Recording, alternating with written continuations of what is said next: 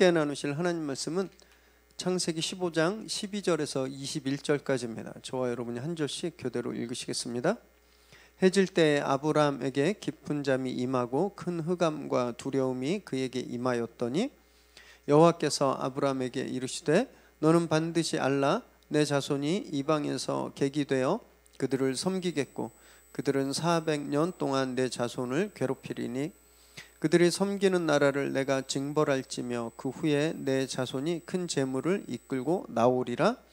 너는 장수하다가 평안히 조상에게로 돌아가 장사될 것이요 내 자손은 4대 만에 이 땅으로 돌아오리니 이는 아모리 족속의 죄악이 아직 가득 차지 아니함이니라 하시더니 해가 져서 어두울 때에 연기나는 화로가 보이며 타는 횃불이 쪼갠 고기 사이로 지나더라.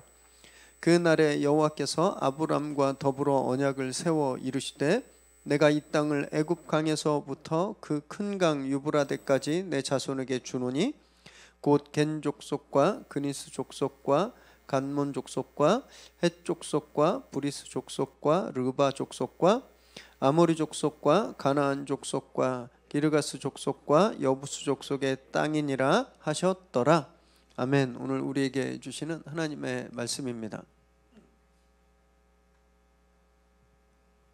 저희 나라가 5개월 전에 이제 큰일을 치렀죠. 대선을 치렀습니다. 20대 대선을.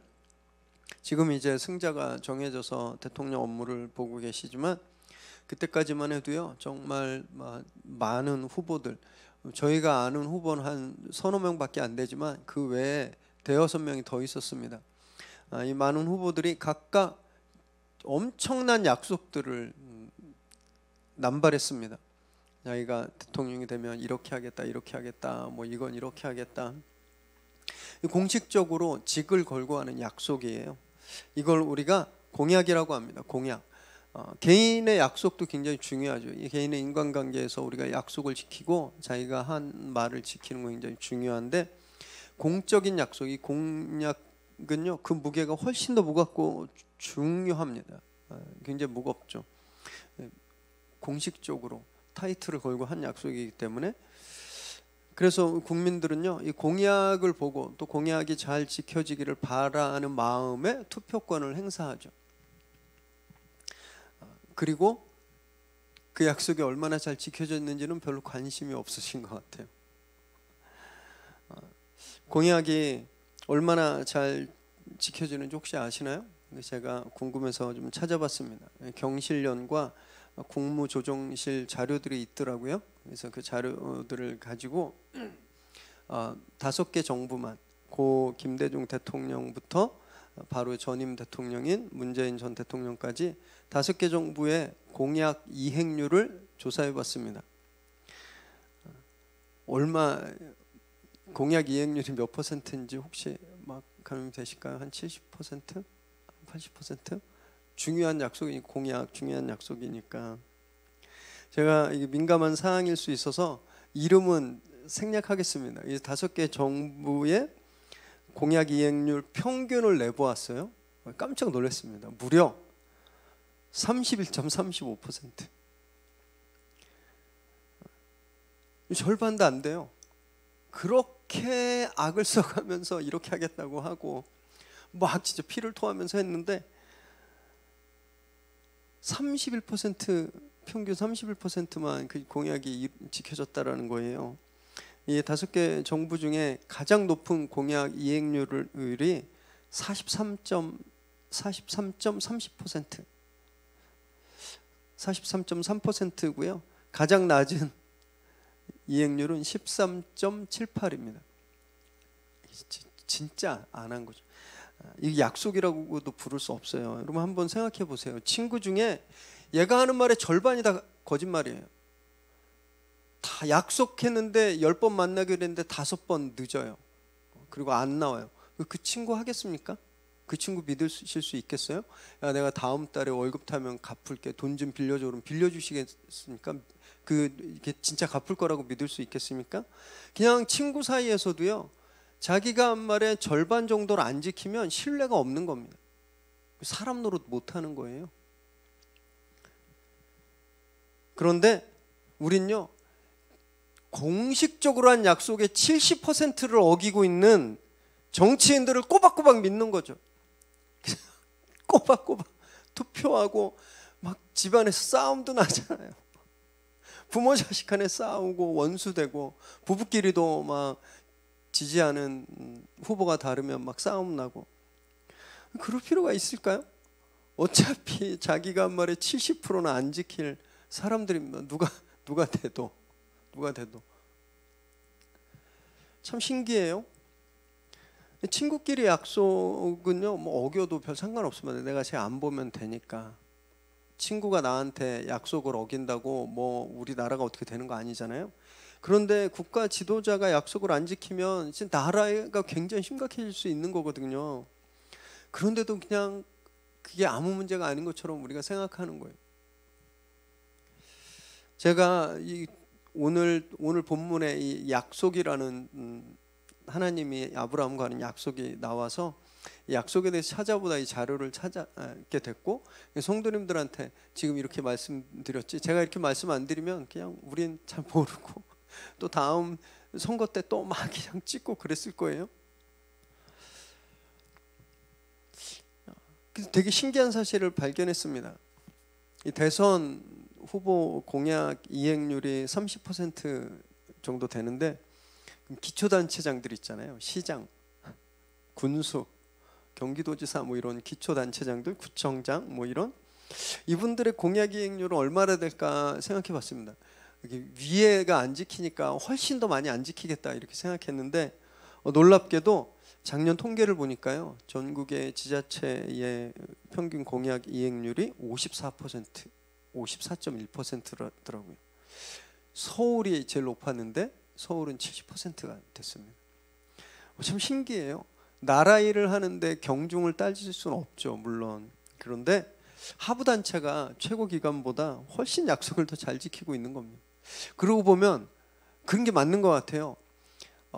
우리 보편적으로 우리의 개인적인 인간관계에서 우리도 약속 잘 지키는 편이지 않나요? 지키려고 노력하고 못 지킬 약속은 잘 안 하고. 아마 우리 이렇게 단체가 아니라 우리 개인들은 약속을 한 60% 이상 지키지 않을까 이런 생각을 했습니다. 피라미드 같아요. 하부 구조일수록 더 약속을 잘 지키고, 권력 구조가 올라갈수록 더 높은 위치에 갈수록 약속을 더 안 지키는 거죠. 거꾸로인 겁니다. 권위자일수록 그 말과 약속의 무게가 더 클 텐데, 그 영향력이 훨씬 클 텐데, 그 권위가 올라갈수록, 권위자일수록 오히려 거꾸로 그 말을 잘 안 지키고 있다라는 거죠. 이런 생각을 해봤습니다. 이 위로 갈수록 약속을 안 지키면 모든 권세의 정점에 계시고 모든 왕들에 계신 하나님은 어떠실까 이런 생각을 한번 해봤습니다.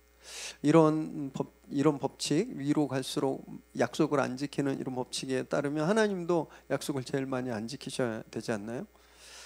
그런데 성경은요, 정반대로 이야기합니다. 하나님은 신실하셔서 언약을 지키시는 분이다 이렇게 말씀하고 있는데, 신명기 7장 9절을 우리 함께 읽습니다. 시작. 그런즉 너는 알라 오직 내 하나님 여호와는 하나님이시요 신실하신 하나님이시라. 그를 사랑하고 그의 계명을 지키는 자에게는 천대까지 그의 언약을 이행하시며 인애를 베푸시되.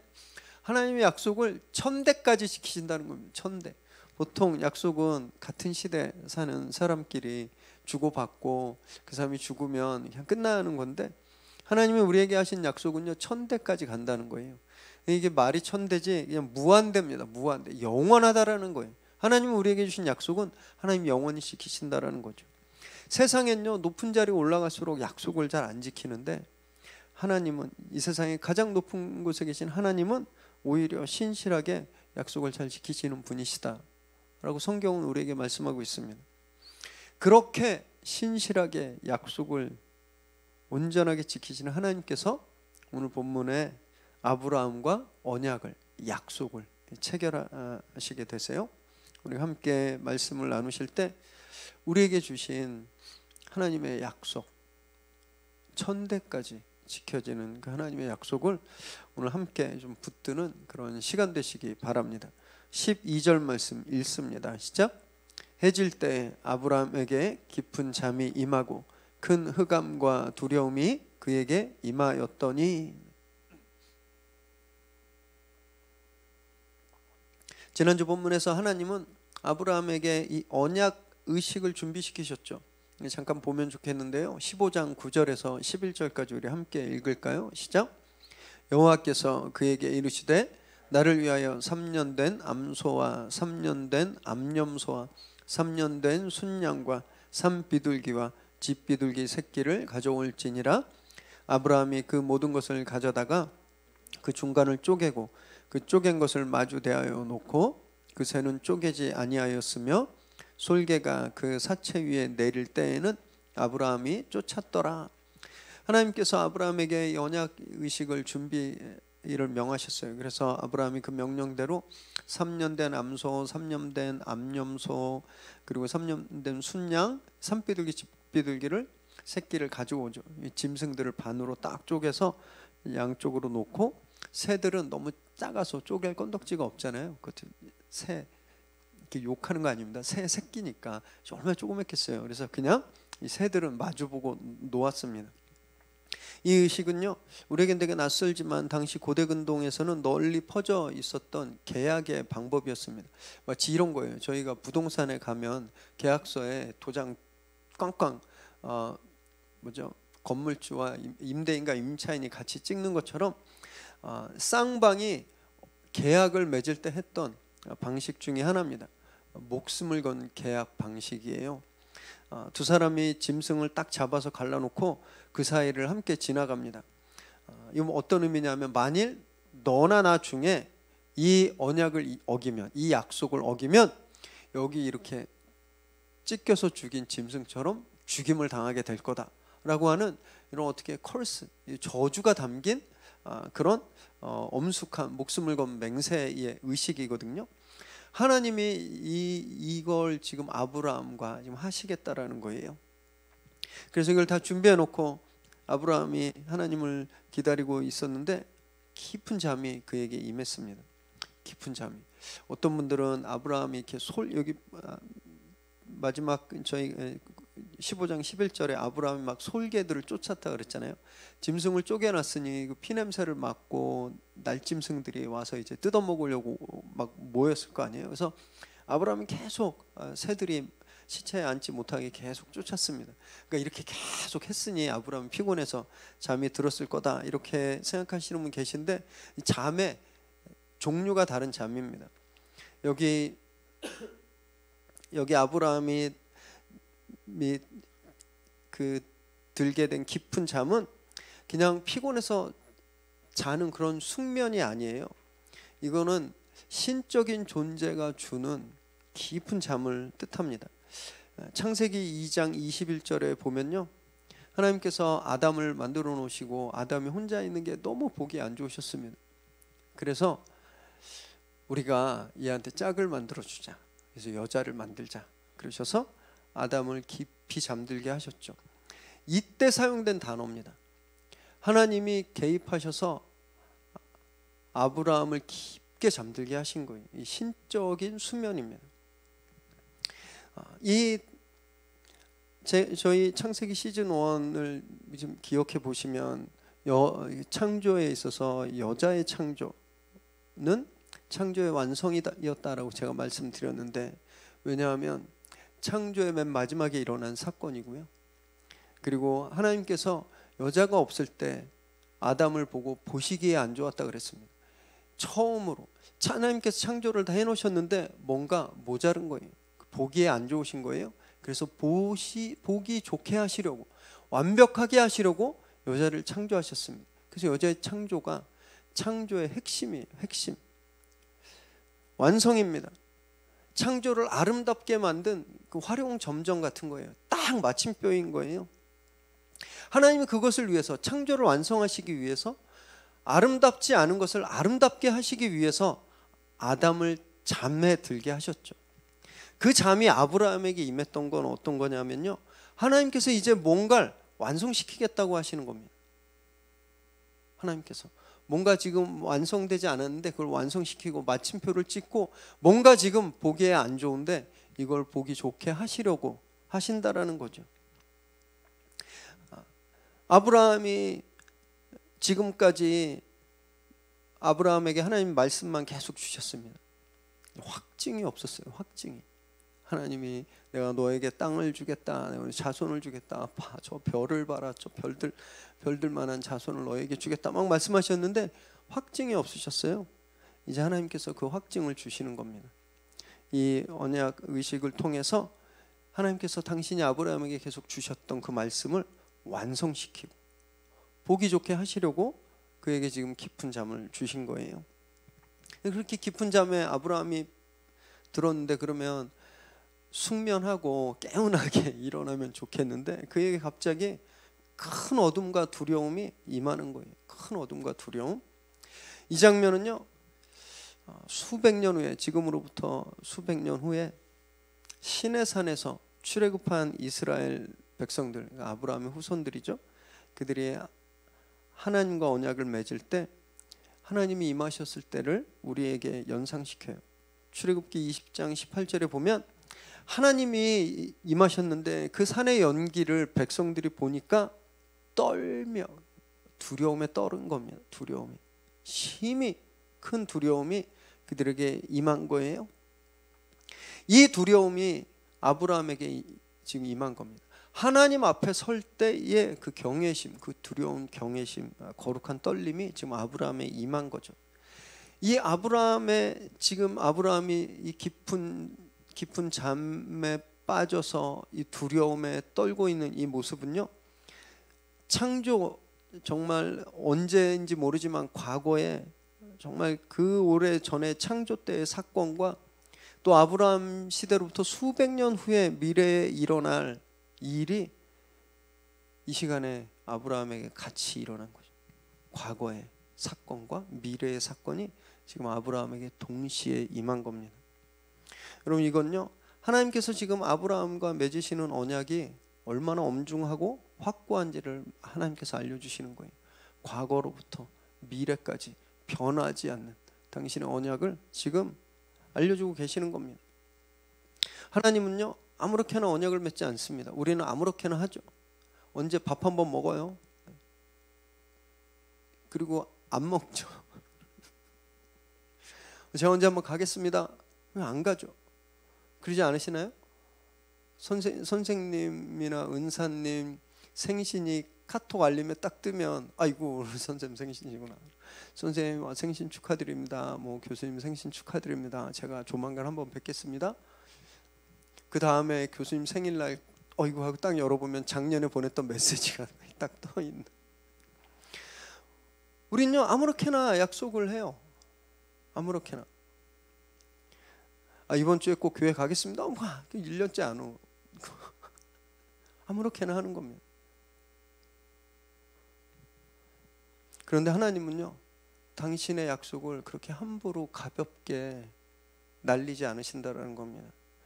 모든 시간을 통해서 준비하신다라는 거예요. 과거와 미래의 시간을 다 통틀어서, 그리고 공간을, 창조의 공간, 그 다음에 미래의 공간 할 것 없이 그 공간을 초월해서 하나님께서 신실하게 당신의 약속을 주고 계신다라는 겁니다. 완벽하고 더 이상 아름다울 수 없는 약속. 그래서 하나님의 약속이 완벽하고 신실한 거예요. 지금 여기서 아브라함과 이 거룩한 언약을 맺으신 하나님은요, 신약 시대에 예수님을 통해서 제자들과 그 언약을 맺으셨습니다. 그리고 그 약속이 교회에 계속되고 있죠. 이것을 성령께서 보증하고 계시는 겁니다. 옛날에 한참 전에 태고 쪽에 아브라함이라는 분이 그냥 거기에서 그냥 하나님과 언약을 맺었나 보다, 이 끝나는 것이 아니라 그 사건이 우리의 사건이라는 거예요. 아담과 하와를 창조하셨을 때의 사건이 아브라함의 사건이 된 것처럼 과거 아브라함이 하나님과 맺은 언약의 사건이 우리의 사건이 되는 겁니다. 그래서 우리도 하나님과 언약 관계에 있는 거예요. 우리 하나님을 구경하라고 여기 온 것이 아니라 이 예배는요, 우리가 하나님과 맺은 언약을 확인하고 다시 되새기고 그것을 기억하고 기념하는 자리인 겁니다.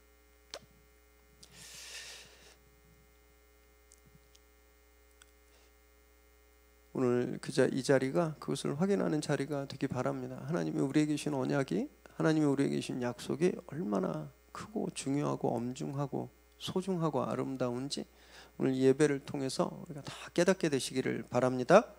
13절 14절 읽습니다. 시작. 여호와께서 아브라함에게 이르시되 너는 반드시 알라. 내 자손이 이방에서 계기되어 그들을 섬기겠고 그들은 400년 동안 내 자손을 괴롭히리니 그들이 섬기는 나라를 내가 징벌할지며 그 후에 내 자손이 큰 재물을 이끌고 나오리라.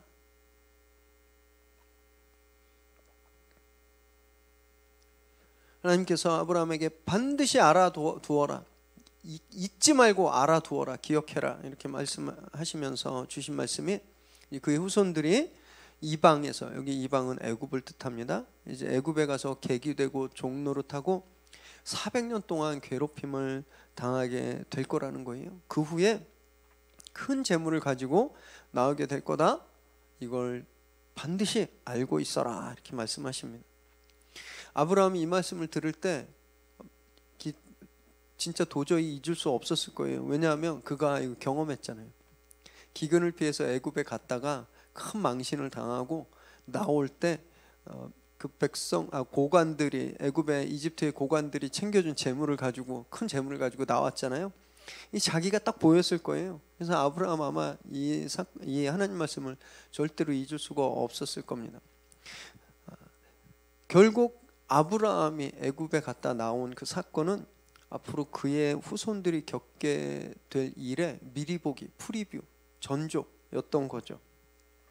많은 분들이요 기도하면서 아브라함의 축복을 달라고 막 기도하십니다. 너무 부럽잖아요. 요즘 뭐 애기 안 낳는 또는 못 낳는 집도 많고, 낳으면 뭐 하나 낳고 하나 키우는 것도 진짜 너무 힘들고, 우리 부모님들은 어떻게 대여섯씩 낳아서 키우셨는지 정말 이렇게 너무 뭐 존경스럽고 또 이렇게 이해가 안 될 만큼 그러셨는데, 근데 아브라함은 셀 수도 없는 자손을 주시겠고, 또 뭐 가나안 땅 그 젖과 꿀이 흐르는 가장 비옥한 토지를 다 주시겠다 이렇게 말씀하시니까 너무 아브라함의 축복을 받고 싶어합니다. 그래서 아브라함의 축복을 좀 받게 해달라고 기도하는데요. 진짜 이게 뭔지를 알면 이렇게 하나님께 달라고 그러고 싶을까 이런 생각이 좀 듭니다.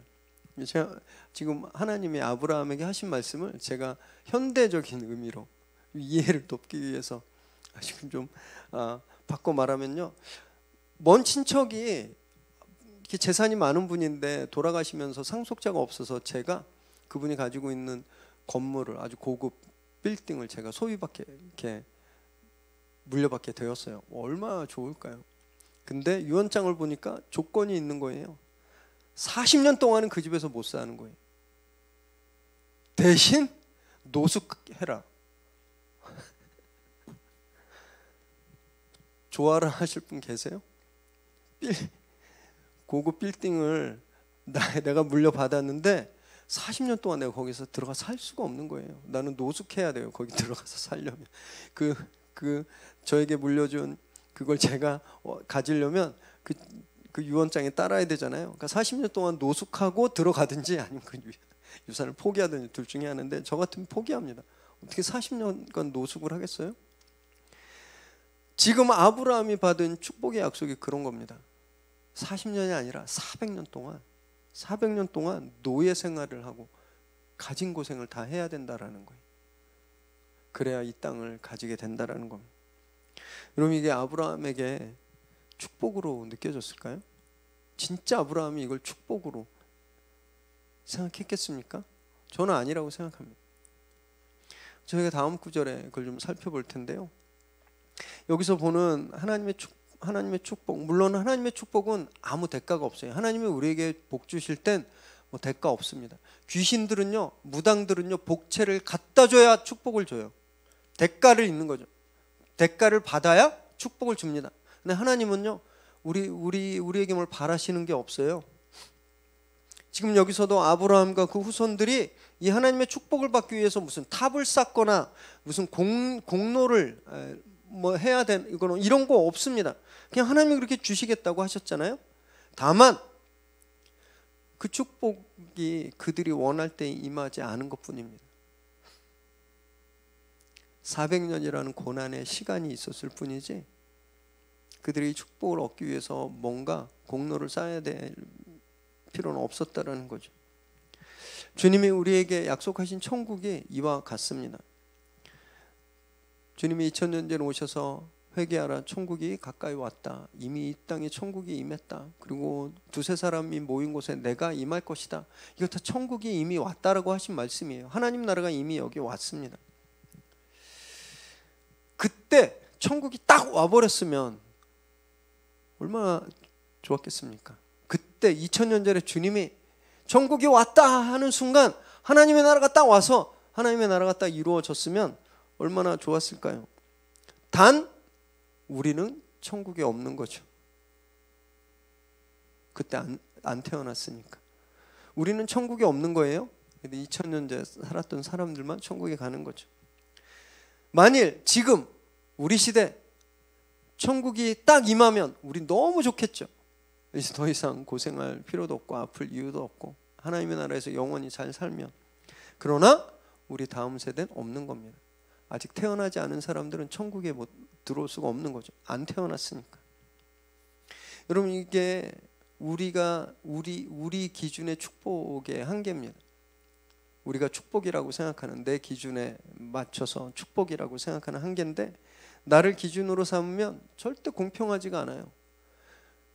이득 보는 사람과 손해 보는 사람이 반드시 있습니다. 이 세상이 그렇습니다. 누구나 다 행복하게 사는 세상 거짓말이에요. 유토피아라고 합니다. 유토피아란 뜻이요, 존재하지 않는 세상이란 뜻이거든요. 이 세상에 누구나 행복한 세상은 올 수가 없어요.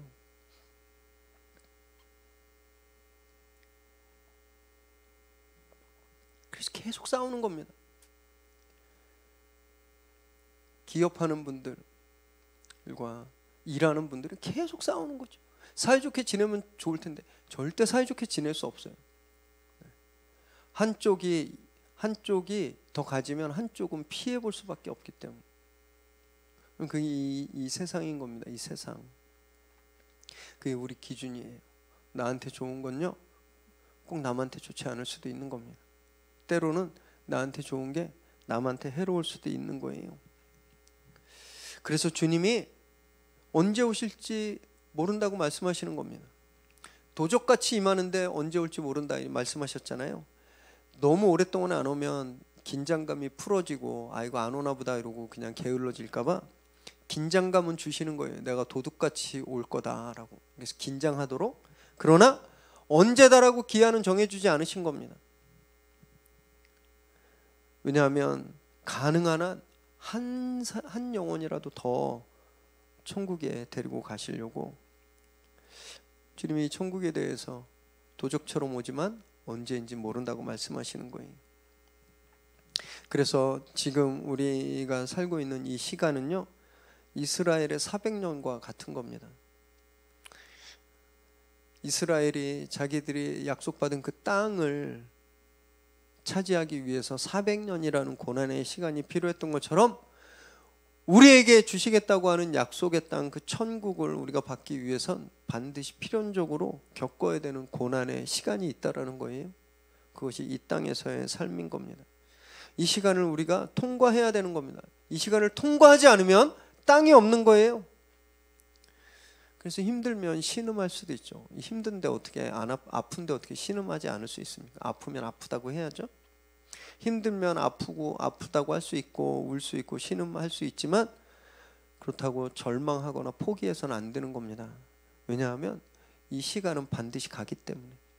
400년이라는 시간이 어마어마한 시간이었지만 그 시간 가고 이스라엘이 가나안을 자기들 땅으로 가졌잖아요. 언제인지 모르지만 우리가 지나야 된 시간도 반드시 지나게 되어 있습니다. 그리고 그때가 되면 주님께서 우리에게 주신 약속이 반드시 이루어지는 거죠. 천대까지 신실하신 하나님의 약속을 믿고 우린요 이 시간을 지나야 되는 겁니다. 그래서 우리가 말씀을 늘 붙들고 있어야 되는 거예요. 하나님의 약속이 가득 담겨 있는 말씀, 그 말씀을 붙들어야 우리가 이 세상에 정말 우리를 괴롭히는 것만 가득한 이 세상의 이 시간을 우리가 지나갈 수 있기 때문입니다. 사랑하는 여러분, 말씀 붙들고 이 고난의 시간들을 잘 이겨내시기를 정말 바랍니다. 15절 읽습니다. 시작. 너는 장수하다가 평안히 조상에게로 돌아가 장사될 것이요.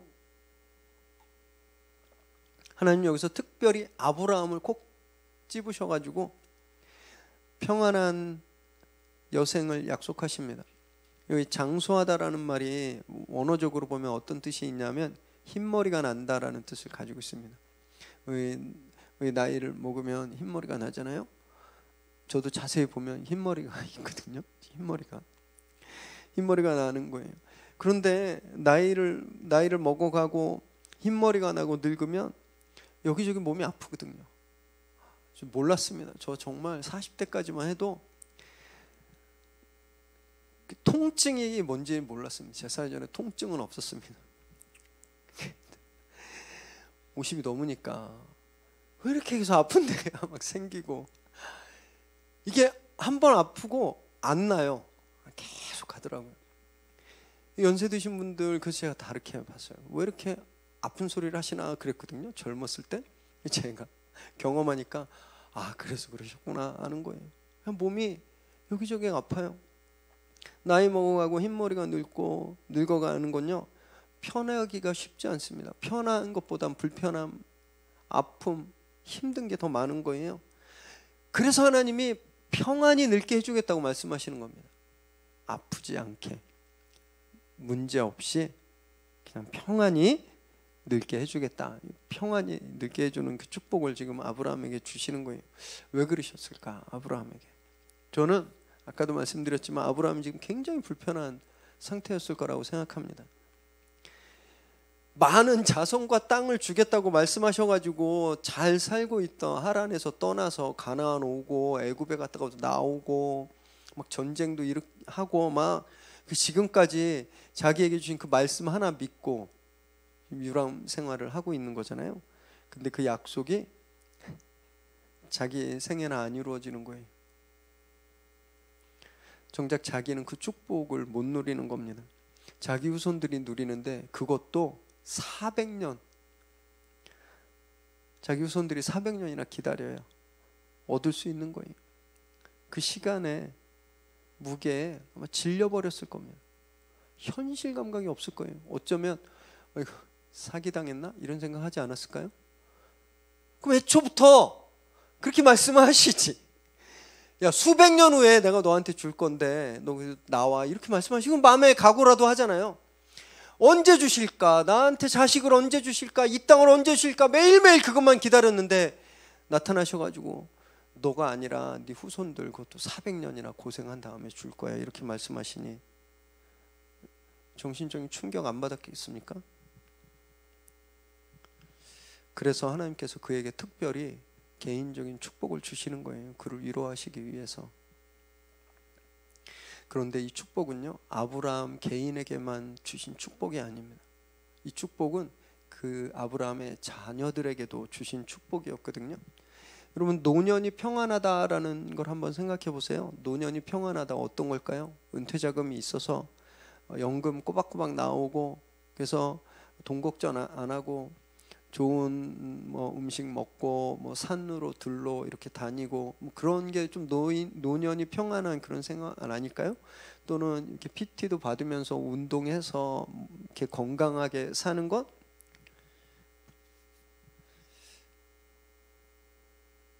그거 아닙니다. 제가요 어떤 분을 알고 있는데 이제 일가를 이루고 사업도 크게 세우신 분이세요. 그런데 이분이 노년에 자식들 때문에 피가 마르는 고생을 하는 걸 제가 본 적이 있습니다. 그 많은 재물, 사람들한테 칭찬받는 그런 명성 아무 소용없어요. 자식들이 속썩이니까 아무 소용없더라고요. 늘 괴로움. 맨날 교회 와서 울고 하나도 안 행복합니다. 여러분, 재물이 노년에 평안함을 보장해 주는 거 절대 아닙니다. 편하게 날 수 있어요. 편하게. 그러나 평안을 보장해 주진 않습니다. 자녀들이 잘 되는 축복이 진짜 축복인 거예요. 하나님께서 주신 약속처럼 이삭과 야곱이 다 하나님의 축복을 누리게 되죠. 그래서 그 믿음의 가문들이 계속 계승되는 겁니다. 저는 우리 성도님들이 이런 축복을 좀 구하시기 바랍니다. 지금 구하는 축복, 하나님 이 문제 해결해 주시고 저에게 이런 사업이 좀 잘 되게 해주시고 이 프로젝트가 좀 잘 되고 제 이름이 좀 나고 경제적으로 조금 더 잘 되고 좀 더 넓은 집에서 살고, 여러분 그거 다 이루고 나서 노년에 괴롭게 산다면 여러분 이게 진짜 축복이겠습니까? 진짜 축복을 구하십시오. 나와 내 자녀들, 가족들이 잘 되는 축복을, 그들이 믿음 안에서 정말 건강하게 살아갈 수 있는 축복을, 그들이 신앙을 가지고 죄에 빠지지 않고 모범적으로 이 땅에서 정말 잘 살아갈 수 있는 그 축복을 구하십시오. 그래야 정말 평안한 노년을 보낼 수 있는 축복을 얻게 되는 겁니다. 참된 축복을 구하는 여러분 되시기를 바랍니다. 16절 읽습니다. 시작. 내 자손은 4대 만에 이 땅으로 돌아오리니 이는 아모리 족속의 죄악이 아직 가득 차지 아니함이니라 하시더니, 하나님은 이제 아브라함에게 왜 그 후손들이 400년 애굽 종살이를 해야 하는지 그 이유를 설명해 주시는데, 아직 아모리 족속이 멸망당할 만큼 타락하지 않았기 때문이다 라고 말씀하세요. 여기서 아모리 족속은 하나의 부족을 뜻하는 게 아닙니다.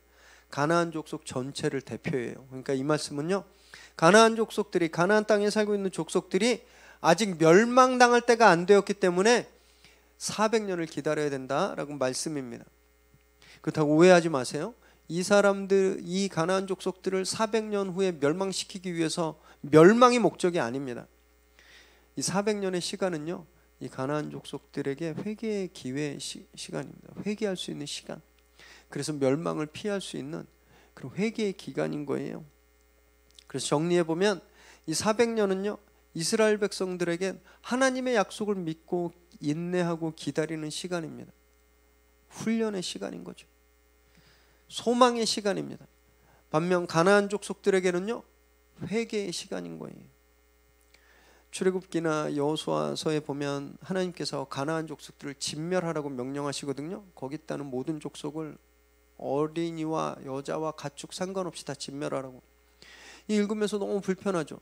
아니 너무 잔인한데? 사랑의 하나님이라고 그러셔놓고 어떻게 사람들을 다 죽여? 이 인간적으로 너무 잔인하다. 하나님 너무 독재자 같다. 하나님 너무 폭군이다. 이렇게 생각하시는 분 계신데요, 하나만 알고 둘은 몰라서 그렇습니다. 이미 하나님은요, 이들에게 충분히 회개할 시간을 주셨어요. 충분히. 지지난 주에 아브라함이 가나안 전쟁에서 끌려간 사람들을 다 되찾아와서 가나안의 일약 스타가 됐잖아요. 아브라함 믿는 하나님에 대해서 가나안 족속들이 다 알았을 겁니다. 아브라함이 가는 곳마다 제사하는 모습을 보면서 하나님을 예배하는 것이 어떤 것인지 알았을 거예요.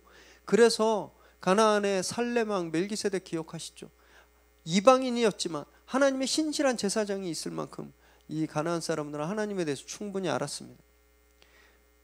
하나님 몰라서 못 믿었어요 이렇게 말할 수 없는 거예요. 하나님에 대해서 이미 알려져 있고 하나님에 대해서 충분히 알았지만 400년이라는 시간 동안 회개하지 않으면 멸망당하는 거죠. 그래서 이 진멸하라는 명령에 대해서 이거 너무 잔인하다, 이 잔인함을 느끼기보다는 회개하지 않으면 결국 멸망당한다라고 하는 이 죄의 무서움, 이걸 우리가 깨달아야 하는 겁니다. 기다림의 시간이 지나면 멸망밖에 없습니다. 다른 거 없어요. 세컨 찬스 없습니다. 그래서 우리가 계속 열심히 전도해야 돼요. 노아의 방주 때도 노아가 배 만드는 120년 동안 하나님이 충분히 사람들에게 회개할 수 있는 시간을 주었습니다. 회개 안 해서 그 시간이 끝나고 물로 다 심판당했잖아요. 이 가나안 족속도 마찬가지입니다. 이 400년 동안 회개하지 않으면 그들은 멸망당하는 거예요. 우리 시대도 마찬가지입니다. 주님께서 내가 다시 오겠다 말씀하시고 2000년 동안 이 시간은 주님이 게을러서 안 오시는 시간이 아닙니다.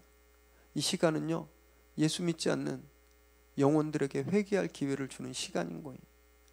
오늘 그들에게 바로 회개의 시간인 겁니다. 내일이 그들에게 회개의 시간인 거예요.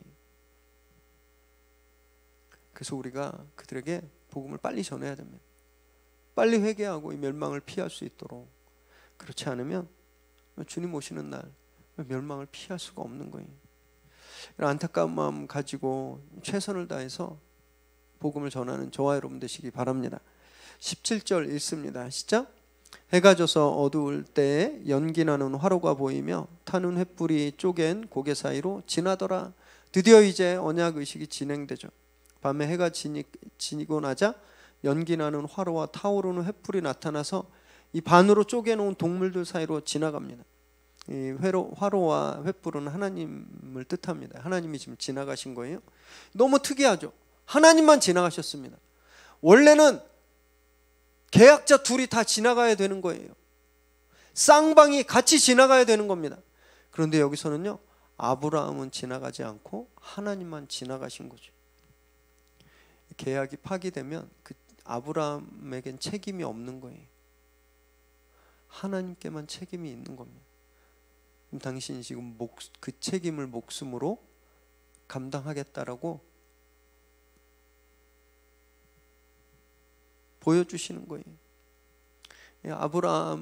아브라함의 생명을 보호하기 위한 하나님의 배려입니다. 아무리 아브라함이 훌륭한 믿음을 가졌다 하더라도 사람이잖아요. 연약하고 좀 있으면 보게 되지만 또 진짜 잘못을 또 저지르거든요. 그럼 그때 찢겨진 고기처럼 죽임을 당해야 하는 겁니다. 아브라함이 지나가면.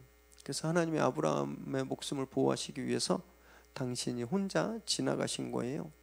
이 내러티브는요, 십자가를 우리에게 보여줍니다. 십자가. 언약을 파기하고 죄 때문에 죽어야 될 사람은 우리였죠. 우리 인간이었습니다. 그런데 누가 찢김 받으셨나요? 예수 그리스도가. 예수님은 언약을 어기지도 않으셨습니다. 죄가 없으신 분이셨어요. 그런데 그분이 우리 대신 찢기신 거죠.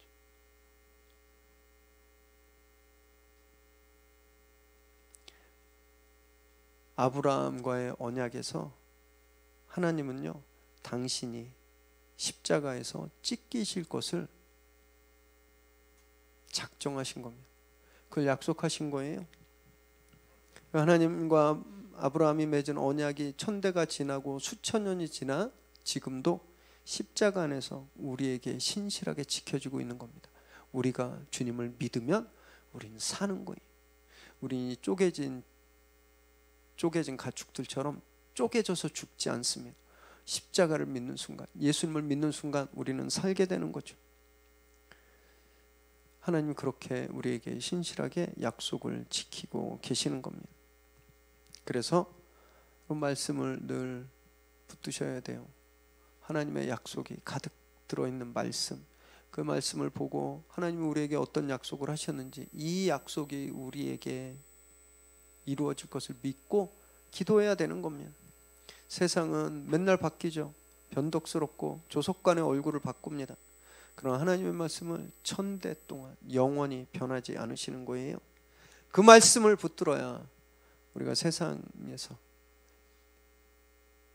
천국을 기다리는 이 시간을 흔들림 없이 살아갈 수 있는 겁니다. 늘 말씀 붙들고 굳게 서시기를 바랍니다. 18절에서 21절 읽습니다. 시작.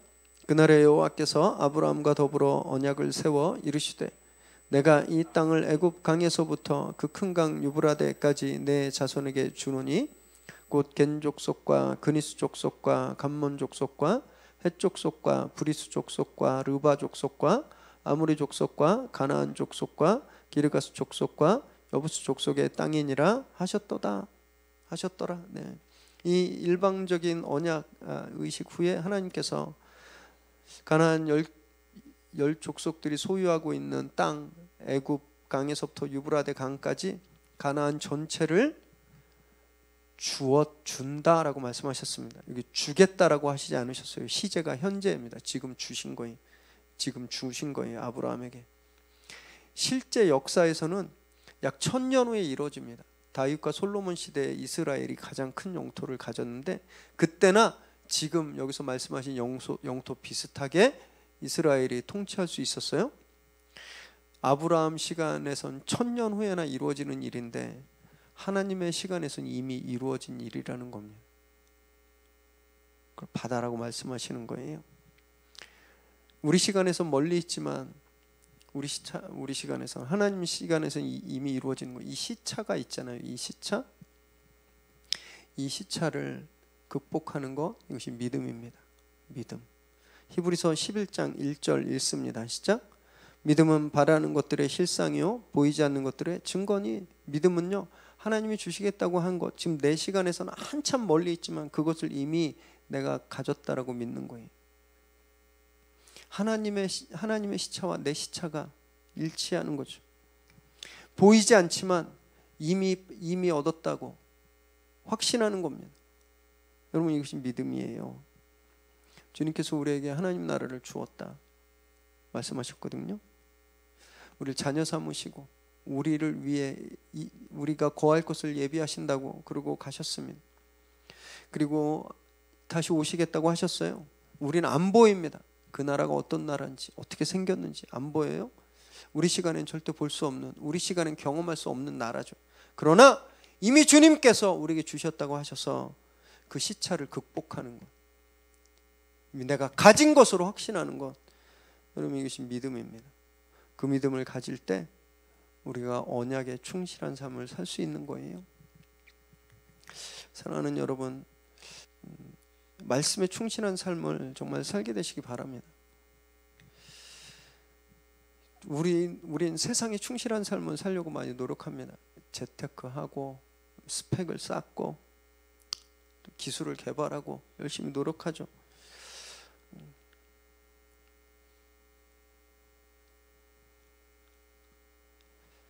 그러나 그런 것들이 우리에게 평안한 삶을 보장해 주지 않습니다. 정말 10년 동안 얼마나 열심히 노력했겠습니까? 우리 주변에 장사하시고 가게 하시는 분들 정말 몇 년 열심히 노력하셨는데 바이러스 오니까 그냥 다 무너지잖아요. 세상은 다 그런 겁니다. 우리 절대 평안한 노년을, 평안한 삶을 보장해 주지 않아요. 말씀을 붙들 때 그때 우리가 정말 평안한 삶을 살 수 있는 겁니다. 단 한 번도 약속을 어기지 않으셨던, 그리고 앞으로도 천대까지 영원히 약속을 어기지 않으실, 약속을 지키실 그 신실하신 하나님의 말씀을 믿을 때, 그럼 그때 우리가 평안한 삶을 누릴 수 있는 겁니다. 오늘 하나님의 말씀을 굳게 믿으시기 바랍니다. 그래서 언약 백성으로 날마다 평안한 삶을 사시기를 주님의 이름으로 축원합니다.